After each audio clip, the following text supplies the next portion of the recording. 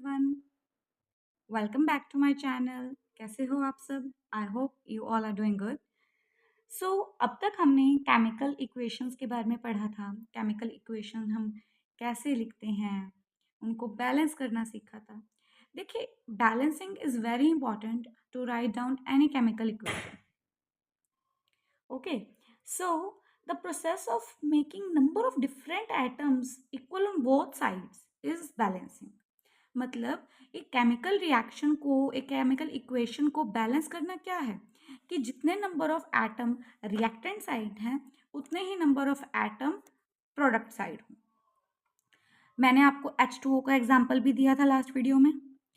After balancing हम कोई भी केमिकल इक्वेशन को कैसे ज़्यादा इंफॉर्मेटिव बना सकते हैं, मतलब किसी केमिकल रिएक्शन को देखते ही उसकी सारी इंफॉर्मेशन हमें कैसे पता चलेगी। तो आज हम यही पढ़ेंगे। ओके, सबसे पहले हम क्या देखेंगे कि उसकी जो रिएक्टेंट्स हैं या प्रोडक्ट्स हैं उनकी फिजिकल स्टेट कैसी है। So by indicating physical state, as we all know, there are three physical state: solid, liquid, gas. Okay, और अगर कोई भी सॉल्यूशन पानी में बनाया गया है, if any solution is made in water, तो उसके लिए स्पेशली इंडिकेशन होता है AQ. AQ means aqueous, aqueous means water. ठीक है, एक्वस सॉल्यूशन है मतलब पानी में बनाया गया सॉल्यूशन है, तो उसके लिए स्पेशली इंडिकेशन होती है AQ की। ओके, एग्जाम्पल हमने लास्ट वीडियो में किया था। एग्जाम्पल लेके चलते हैं हम। जिंक ग्रैनुअल्स थे जिसको हमने सल्फ्यूरिक एसिड में क्या किया था, डाला था, मिक्स किया था, जिससे हमारा जिंक सल्फेट बना था और हाइड्रोजन गैस लिबरेट हुई थी। राइट, तो अब कोई चीज कैसी है ये तो नहीं पता ना। अब जिंक ग्रैनुअल्स थे, मैं बता रही हूँ आपको ग्रैनुअल्स से, लेकिन इक्वेशन लिखते टाइम कैसे पता चलेगा ग्रैनुअल्स थे या फिर कोई सॉल्यूशन था, लिक्विड था। तो सिंपली लिखेंगे Zn के साथ ब्रैकेट में S, S मीन्स सॉलिड। ठीक है, जो ये सल्फ्यूरिक एसिड यूज हुआ ये डाइल्यूट सल्फ्यूरिक एसिड था। डाइल्यूट का मतलब है इसे डाइल्यूट किया गया था, मीन्स कि इसमें पानी मिलाया गया था। ठीक है, अब पानी मिलाया गया है, पानी का सॉल्यूशन है, तो हम क्या लिखेंगे बेटा, अभी हमने स्टडी किया था एक्वस। ओके, और जो जिंक सल्फेट सॉल्यूशन बनेगा that will also be aqueous due to the presence of water. अब मैंने ये भी बताया था लास्ट वीडियो में कि हाइड्रोजन गैस लिबरेट होगी। गैस, गैस क्या है, गैसियस स्टेट में है, जी रिप्रेजेंट गैस। ओके, अब एक और एग्जांपल लेके चलते हैं हम। कैल्शियम हाइड्रोक्साइड, जब उसमें से कार्बन डाइऑक्साइड पास करवाई जाएगी तो हमारा बनेगा कैल्शियम कार्बोनेट और वाटर। ओके, अब ये कैल्शियम हाइड्रोक्साइड जो होएगा इसको बोलते हैं लाइम वाटर। क्या बोलते हैं, लाइम वाटर। अब वाटर है, वाटर का सॉल्यूशन है, दैट मीन्स एक्वस। अब कार्बन डाइऑक्साइड हमें पता है क्या होती है, गैस होती है। और कैल्शियम कार्बोनेट जो बनेगा इसके वाइट प्रेसिपिटेट्स बनेंगे, वाइट प्रेसिपिटेट्स, पीपीटी। मैंने आपको फर्स्ट वीडियो में बताया था प्रेसिपिटेट क्या होते हैं, कि हमारे सॉलिड लेफ्ट ओवर्स होते हैं जो रिएक्शन होने के बाद होते हैं। अब प्रेसिपिटेट हैं, सॉलिड लेफ्ट ओवर्स हैं, तो इसकी स्टेट भी कैसी होगी, solid, S. And water obviously ये क्या हो गया, लिक्विड। ओके, सो इस तरह से हम फिजिकल स्टेट को बता सकते हैं और ये बताना चाहिए to write down any chemical reaction. अब नेक्स्ट पॉइंट हमारा क्या है, by indicating heat change. Heat change, देखिए लास्ट वीडियो में मैंने आपको बताया था दो तरह की रिएक्शन होती है।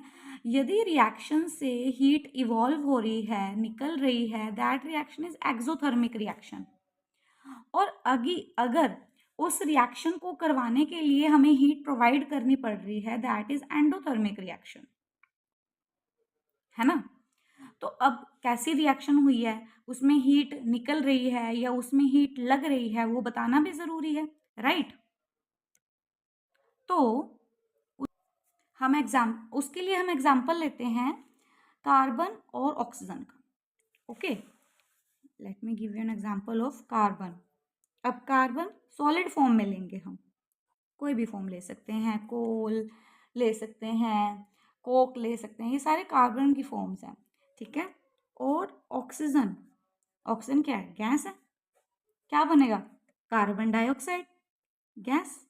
इसमें हीट निकल रही है, बहुत ज़्यादा अमाउंट में हीट निकल रही है, तो ये क्या होगी? एक्सोथर्मिक रिएक्शन, जिसमें से हीट निकल रही है। अब हीट लिखेंगे या फिर आप एनर्जी भी लिख सकते हो, हीट एनर्जी लिख सकते हो या सिंपली एनर्जी भी लिख सकते हो।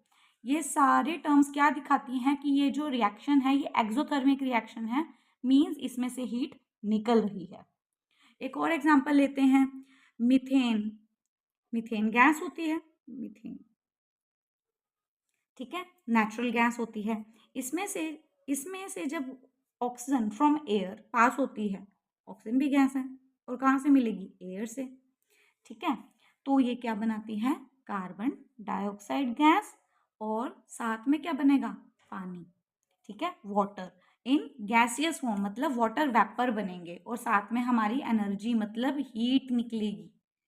ओके, अब एक चीज मैं आपको इसमें बताना चाहती हूँ, अगर आप ये देखो गौर से, क्या ये इक्वेशन बैलेंस्ड इक्वेशन है?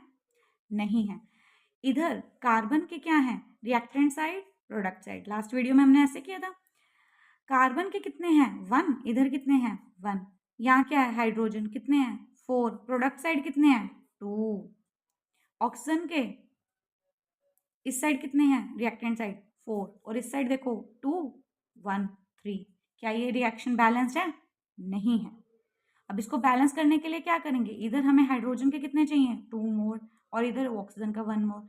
तो गौर से देखिए कि अगर हम इसे यहाँ पर 2 लगा दें, तो इस साइड अब प्रोडक्ट साइड हाइड्रोजन के कितने हो जाएंगे? 4, और ऑक्सीजन के कितने हो जाएंगे? 2 यहाँ पे और 2 यहाँ पे, तो टोटल कितने हो जाएंगे? 4। तो अब क्या ये रिएक्शन बैलेंस होगी? यस, ये रिएक्शन अब बैलेंस हो चुकी है। सो हमें कोई भी रिएक्शन लिखते टाइम ये चीज का बिल्कुल ध्यान रखना है कि वो रिएक्शन बैलेंस है या नहीं है। ओके, अब ये तो होगी एक्सोथर्मिक रिएक्शन की बात। ओके, अब हम करेंगे, अब एक्सोथर्मिक रिएक्शन के और भी एग्जाम्पल हैं जो हमारी डे टू डे लाइफ में होते हैं। सबसे पहले कोई भी चीज़ जल रही है, कंबशन की प्रोसेस हो रही है, उसमें एनर्जी, उस वो जो कंबशन की रिएक्शंस होती हैं वो सारी रिएक्शंस एक्सोथर्मिक होती हैं, ठीक है। कोई भी, अब हमने फर्स्ट वीडियो में, फर्स्ट क्लास में किया था कि जो मैग्नीशियम रिबन हम बर्न कर रहे हैं, कंबशन ही हो रही है, वो भी क्या है?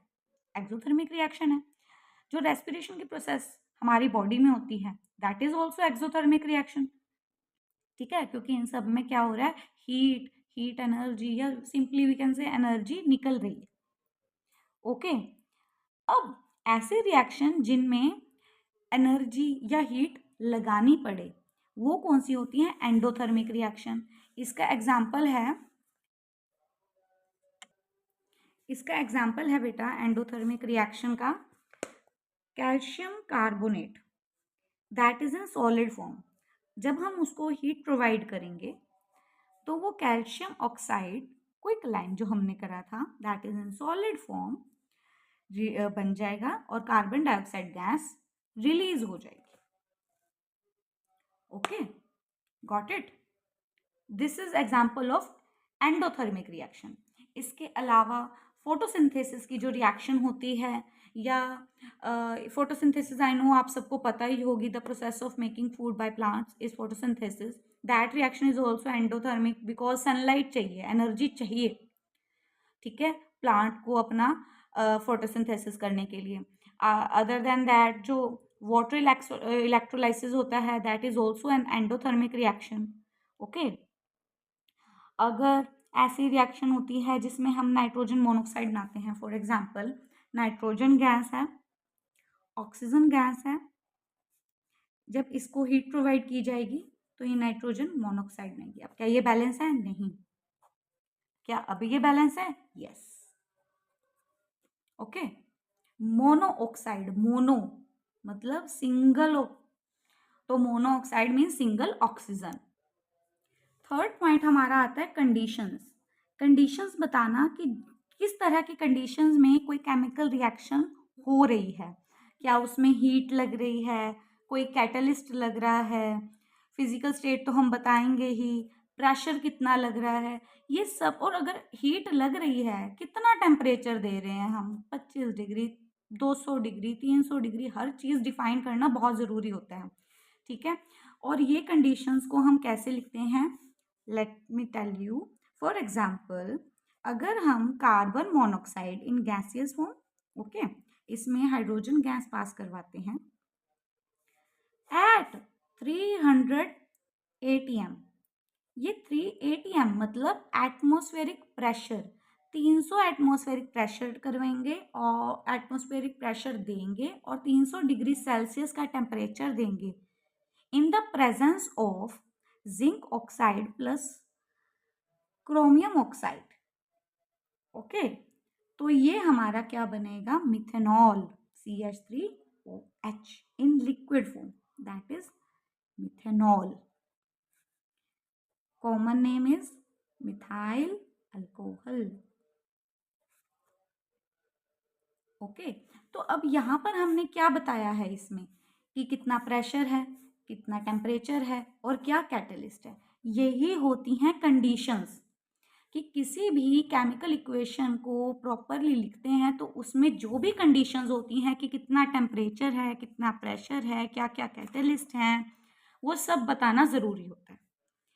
ओके, एक और एग्जांपल हम लेते हैं फोटोसिंथेसिस का। ओके, अभी मैंने आपको फोटोसिंथेसिस हम सबको पता है, उसमें क्या होता है? Carbon dioxide. Okay, carbon dioxide gaseous state में, वाटर लिक्विड स्टेट में, पानी देते हैं। ठीक है, सनलाइट लगती है, क्लोरोफिल, क्लोरोफिल में होता है ये सारा, क्लोरोफिल, क्या बनेगा? C6H12O6, that is glucose. और इसका आपको फॉर्मूला हमेशा याद रहना चाहिए। और ऑक्सीजन रिलीज होती है, ये एक्वस फॉर्म में होता है, ये चीज का भी आपको ध्यान रखना है। अब आप ये देखिए, मैंने आपको बताया कि कार्बन डाइऑक्साइड है, वाटर है, सनलाइट और क्लोरोफिल की प्रेजेंस में ग्लूकोज बन जाएगा, ऑक्सीजन रिलीज हो जाएगी। Tell me, is this equation is balanced और not? It is not balanced. देखिए, कार्बन प्रोडक्ट रिएक्टेंट साइड कितने हैं? 1 दिखा रहे हैं, इधर कितने आ रहे हैं? 6, है ना। ऑक्सीजन इधर कितने हैं? 2 1, टोटल 3, और इधर कितने हैं? 6 2 8 ही हो गए, है ना। Hydrogen 2 and here 12। क्या इक्वेशन किसी तरह से बैलेंस है? बिल्कुल भी नहीं, है ना। तो सबसे पहले इसको बैलेंस करें। यहाँ 6 कार्बन है, अगर यहाँ 6 लगा दूं तो इधर भी 6 हो जाएगा।